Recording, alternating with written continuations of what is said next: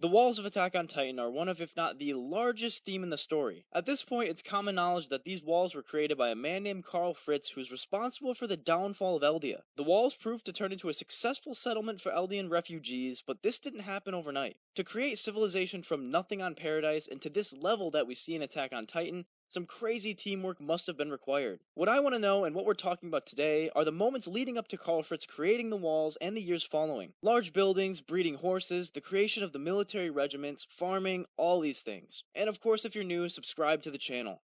Karl Fritz inherited the founding Titan, but he wasn't like other Eldian rulers. He detested what Eldia had done in the past, constant bloodshed and violence, and decided to help Marley in the destruction of Eldia once and for all. Karl would have rather Eldians and Titans never even existed, so he fled to an island and confined his people within 3 walls, wiping their memories of the life they had before. Now, how did Karl get to Paradise originally, and how many people accompanied him? This is a little hard to answer. I'd assume he took a boat to get to the island, but he'd need a lot of boats if he was going to take a lot of his people. Not sure the capacity of these boats he took, but I always figured he took 100,000 people or less, which is not close to the Eldian population. But regardless of how he got there, the walls were completed. Karl announced to the world that if there was any threat sent to Paradise, the whole world would be flattened, but this was a complete bluff. In fact, he altered his entire bloodline with a vow renouncing war, so it's not even possible for them to summon the rumbling. If Marley did gain the strength and attack Paradise, Karl would accept Eldia's complete defeat. That was his plan, and it worked brilliantly. Well, at least for a little bit. Marley waged war on Eldia, stealing 6 of the 9 shifters for a total of 7, and with the walls made new and the people with no memory,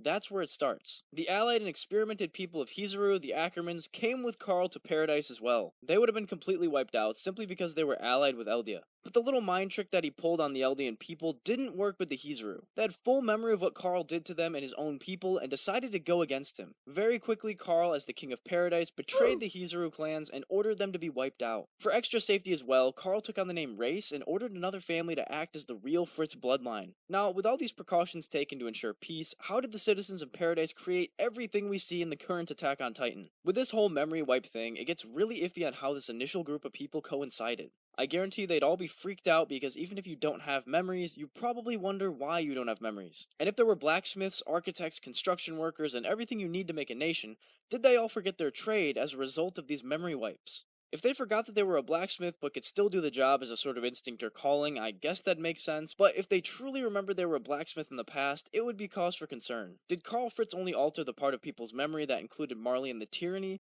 Because he could have replaced that whole thing with a fear of Titans outside the wall. But at first, Karl Fritz would have no idea they'd be sending prisoners to Eldia as Titans. So for this, there are a lot of differing options, but none of them really seem to speak to me. This may be a part of Attack on Titan that Hajime Isayama just wanted to keep quiet. But that's exactly why we're here. I'm here to talk about these things and get to the bottom of it. In my opinion, the most logical thing is that their memories were wiped and everyone just learned a completely new skill to build the cities. The only part about that that's a little weird is it's very hard to learn a skill without a teacher, and in my opinion, the architecture made is very solid. I don't think a bunch of novices could mass produce these houses, but nonetheless they had to be made somehow, so they probably just taught themselves. Now I have another question. When Karl initially made the walls, was he on the outside of them or located within Wall Sina? Because this kind of changes things. If he was inside Wall Sina, it wouldn't really make sense for him and his people to build large cities in Wall Maria when they have Rose and Sina closer and within the wall more. With a group of people with no hierarchy, there's no way they'd be sending poor people out to Wall Maria right away. The only ones in Wall Maria should have been the farmers and maybe farming villages. To put time and effort to separate your people doesn't seem likely to me. It makes the most sense to build only in Wall Sina and Rose until your population starts growing enough to expand. It could be better to build sparser right away as a way to prepare for a larger population density,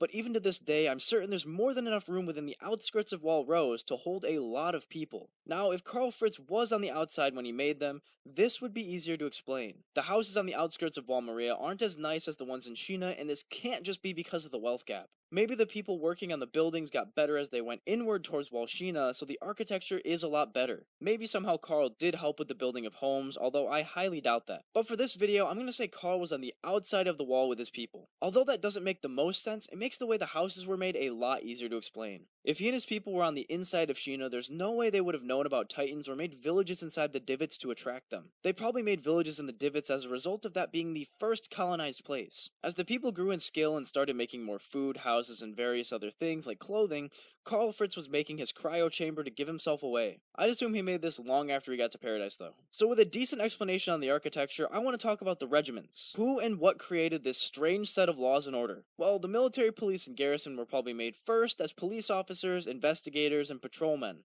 The Scout Regiment likely came as a result of the discovery of Titans and served mostly as what we know now.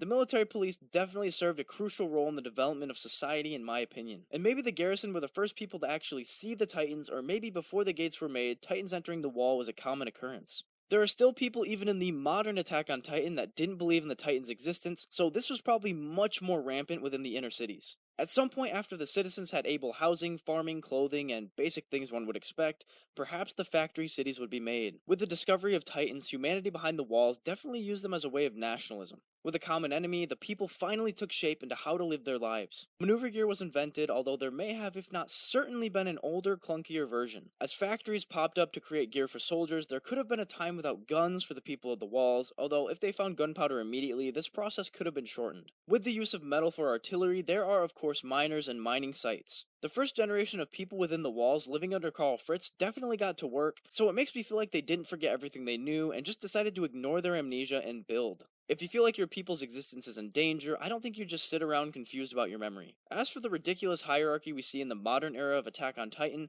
this had to start somewhere. As I mentioned before, to flee to Paradise with an already made caste system isn't likely, and to create one so quickly there's gotta be something wrong. It could have been that the king made sure to have everyone know there was a clear royal family and line of leaders, and the hierarchy would just work itself out. Those with jobs close to royalty live lavish, and vice versa. So a wealth gap had to be inevitable based on who you worked with or what you did. The boats used for transport between the walls were also probably made sometime soon after they got there. And with all this, the walls really are coming together. But we do have some loose ends to tie up. Armin's grandpa had a book about the outside world. I assume someone did bring it from Eldia, but there's a chance it was made and written within the walls by someone who retained some memories. If it was brought from Eldia, however, this opens up a lot of possibilities. I'd assume the people came empty-handed, but I don't think that's the case. Horses are a great example. The possibility that horses were native to Paradise isn't exactly likely, so I'd figure the Eldians brought horses with them when they fled. This could be said for a multitude of things like plants for farming, cattle, and a lot of other things you can't find native to a lone island. To come empty-handed and rediscover plants to use for farming seems very hard unless they got lucky and had masses of wheat and potato just right there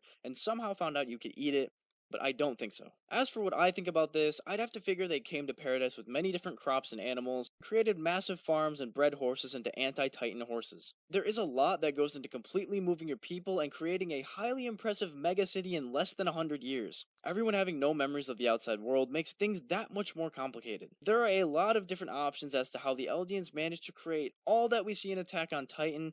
Probably too many to talk about, but I feel like I put some of the best or most logical options on the table. If you enjoyed this very rambly video, subscribe to the channel and let me know if you have anything else to add to this very full pot of possibilities. I'm Saioren, thanks for watching.